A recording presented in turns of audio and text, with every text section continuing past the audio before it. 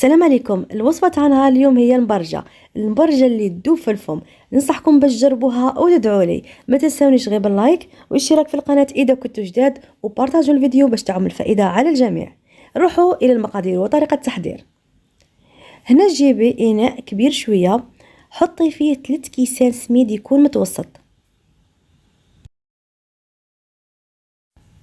زيدي كاس ونص تاع فرينة اي دقيق الابيض.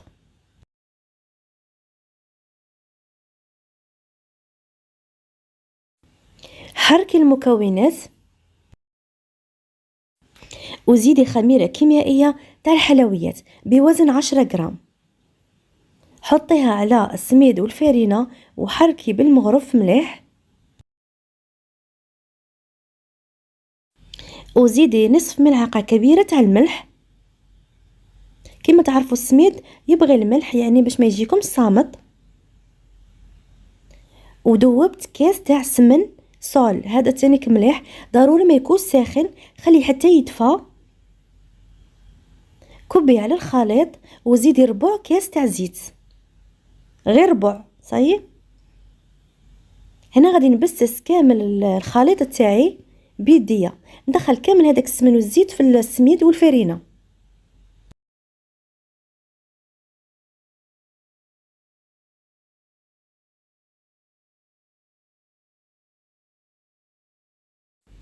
حكيه مليح بيديك هكا باش تدخلها كامل التبساس.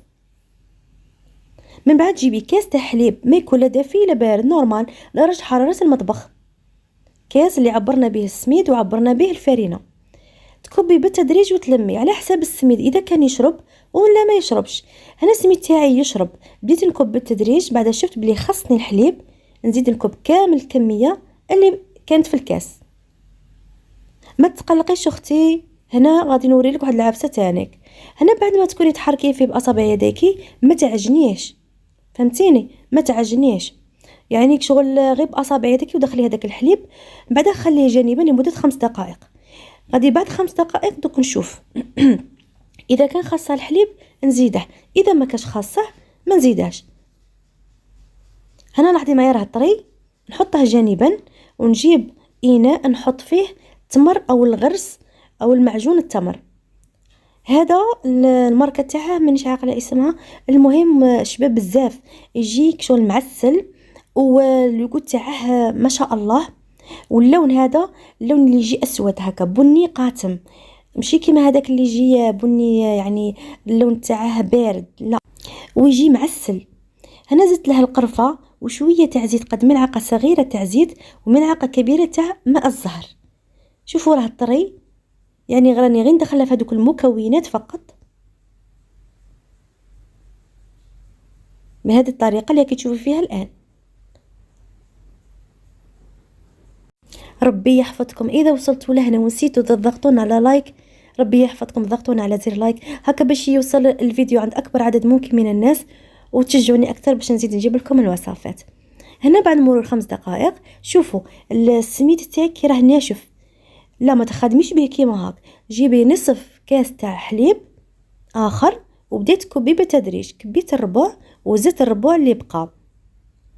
والقوام اللي تعرفي باللي صاي السميد تاعك راه مليح، دوك نوري لك كيفاش يكون طري في يديك، فهمتيني؟ ما يكونش ناشف بهذا القوام. شفتي طريق شغل تقريبا يتلصق، ماشي قاعد يتلصق في يديك، لا تقريبا. هنا اش غادي ندير بعد ما كبيت هذاك النصف كاس تاع الحليب؟ نخليه لمده دقيقه او دقيقتين بلا ما نشرب هذاك الحليب، ونقص ماء الى نصفين. نجيب كيس بلاستيكي نحله ونحط القسم الاول تاع العجينه، زيد نحط فوقها كيس، ونجيب الوراق ولا الحلال كيفاش تسموه ونحلها. هنا ما تحليهاش رقيقه، سمعيني مليح، ضروري تخلي السمك تاعها غليظ شويه. صحيح دوك نقول لك علاه. هنا غادي غير نحلها واحد الحله خفيفه وخلاص. هذا مكان، شوفي مسقمها في الجوانب بهذه الطريقه. من بعد نحطها جانبا ونجيب الغرس تاعي او المعجون التمر، ندير نفس العمليه اللي درتها للعجينه، نحله ولكن نحلها بالسمك يكون يعني غليظ ماشي رقيق هكا، باش لافارس يعني الحشوة تبان.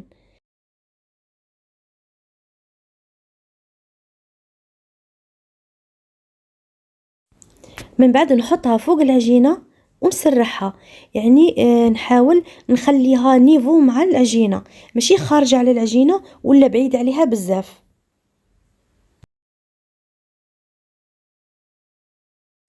وهنا ما بغيتش نقطع الخطوات، يعني المراحل اللي نخدم بيهم المبرجة. كاين بزاف ناس يعني اول مره يجربوها يبغوا يشوفوا كامل لي زيتاب. فهذه هي، شوفي هنا العجين راني سقم فيه المعجون هذا تاع التمر، شي بلايص يكونوا خاويين، يعني نقلع من هذيك البلاصه اللي تكون غليظه بزاف ونديرها في البلاصه اللي ما فيهاش، نحطها جانبا ونروح نحل العجينه الزوجه بنفس الطريقه اللي حليتها الاولى.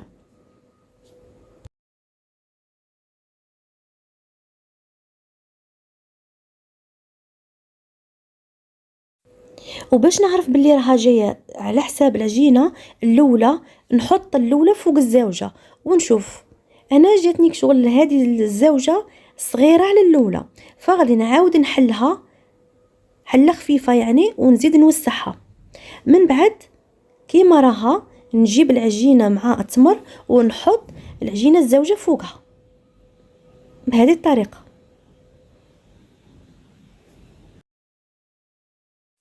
وفي حالة إذا حطيتي العجينة الفوق وبقى يبانلك التمر، شديري قلعي شوية من الفوق، غير من الفوق هكا تاع العجينة، البلاصة اللي تكون فيها بزاف وحطيها غطي بها هذاك التمر. يعني كاين المبتدئات اللي ينخلعوا يقولوا صاي خسرنا العجينة، ولكن لا، لاحظي معايا بلاصة تكون فيها بزاف رفدي غير من الفوق، عاد شوية وزيدي حطيها من غطي بها التمر، هذا مكان. سقميها في الجوانب بهذه الطريقة وزيدي حطي الكيس فوقها. قبل ما ديري كاع الوراق حليها هكا بيديك، شغل وسعيها شويه، وكل ما تحلي بالوراق حلي خفيف، يعني مشي تضغط عليها ضغطه قويه هكا باش تحليها، لا، بقاي تسعفي فيها وحلي فيها غير بشويه، وبداي تسقمي في الجوانب بالحلال بهذه الطريقه. كل ما تحلي حله عاودي روحي سقمي الجوانب، شغل تبدي ترفعي فيها، ما تخليهاش تطيح لك هكا باش ما تجيكش رقيقه مصوطه ويابسه.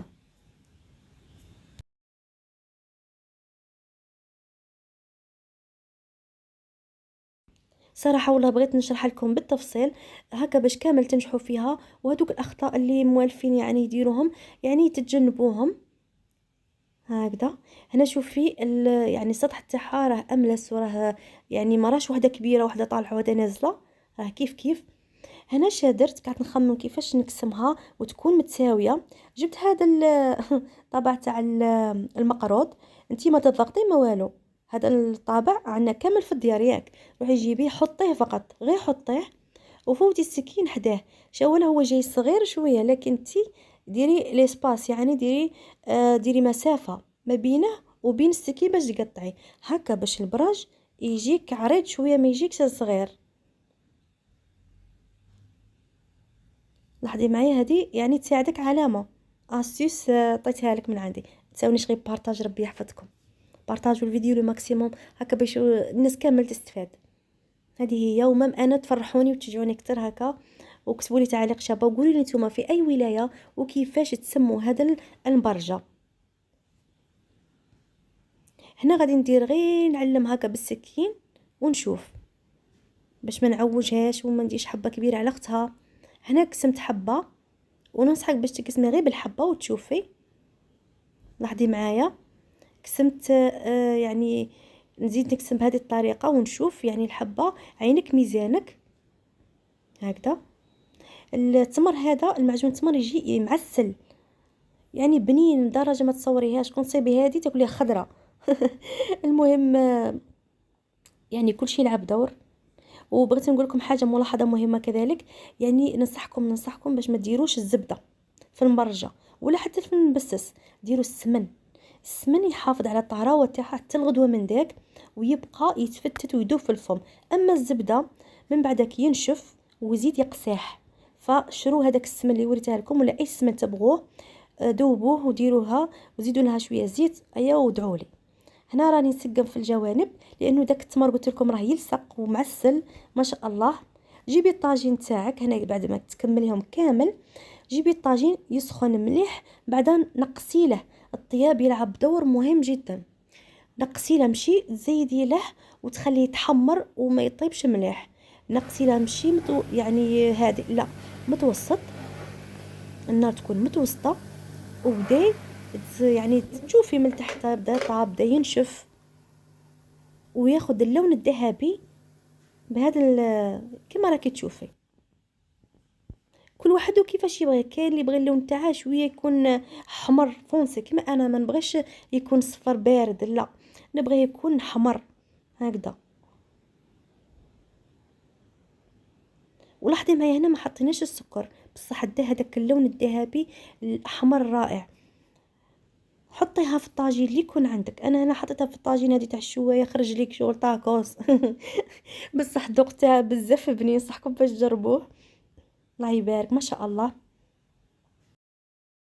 وصلنا لنهاية الفيديو اونفان، رانا جبنا لكم الوصفة وان شاء الله تكون عجبتكم، وجربوها ردوا عليا في التعليقات. اي سؤال اي استفسار كتبوه لي كذلك في التعليقات نرد عليكم ان شاء الله. غير ما تنساونيش غير باللايك، ربي يحفظكم، وبارطاجوا الفيديو وديروا لنا اشتراك. شوفوا هنا غادي نقسم معكم، حابه تشوفوا كيفاش راها تتفتت مع هذاك التمر المعسل ما شاء الله. وبغيت نزيدكم حاجه، 3 كيسان سميد مع كاس ونص فرينه، قطعوا لي تقريبا 35 حبه، بلا هذوك لي شيوت اللي بقاو، هذوك لي شيوت كبار شويه وكليتهم ما شاء الله. المهم تبقاو على خير، فيديو اخر، سلام.